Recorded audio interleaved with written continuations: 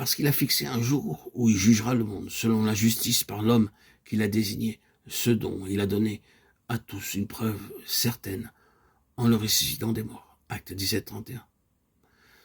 Les paroles « l'homme qu'il a désigné » nous ramènent au point où nous avions commencé notre contemplation des choses dans les conseils de Dieu, avant les temps éternels. Ce fut alors que l'homme a été désigné. L'histoire de ce monde donc doit être rassemblée, résumée dans cet homme. Sa destinée doit être réglée en lui. Faisons quelques déclarations d'ensemble et néanmoins tout à fait concrètes en relation avec ce fait. Premièrement, l'explication de Dieu de l'univers est un homme. Si nous désirons connaître la signification de l'univers, nous devons regarder un homme. Et si nous regardons cet homme qu'il a désigné et le voyons avec les yeux de nos cœurs illuminés par un esprit de sagesse et de révélation dans sa connaissance, nous le verrons comme l'explication de Dieu, de l'univers. Deuxièmement, la réponse de Dieu à tout ce qui a résulté de la chute d'Adam est un homme. C'est vaste. Cela dépasse notre raisonnement.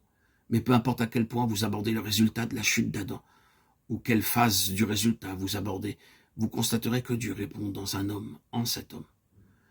Vous pouvez prendre n'importe quelle conséquence de la chute, comme vous les voyez manifester en différents points, représentant apparemment un état rempli de difficultés, de complexité, de tragédie. Et vous pouvez vous demander comment ceci doit être traité, remédié. La réponse de Dieu est un homme, et c'est cet homme qu'il a désigné. Je ne désire pas me lancer dans une suite d'illustrations, mais je vous donnerai un exemple de ce que je veux dire par ceci. Prenez Babel. Or, Babel est un problème. La dispersion des gens, la confusion du langage et toute la conséquence de Babel par les nations et les diversités de langues avec toute la faiblesse qui résulte de cela. Une faiblesse déterminée et voulue. Babel est un problème d'une importance considérable. Ce fut un acte souverain de Dieu à l'encontre d'un certain genre de force qui prendrait la responsabilité du monde indépendamment de Dieu. Mais Babel elle-même représente un très gros problème et un état de choses complexes, étant en elle-même quelque chose que Dieu n'a jamais voulu. C'est la conséquence de la chute et l'expression d'une malédiction. Cela doit être traité. Toute cette chose doit être résolue.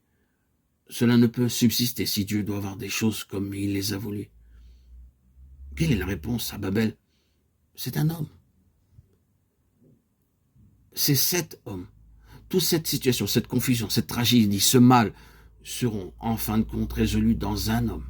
Il y aura en cet homme une unité de tout ce qui est divisé et dispersé. Il y aura en cet homme le fait de parvenir à une seule compréhension.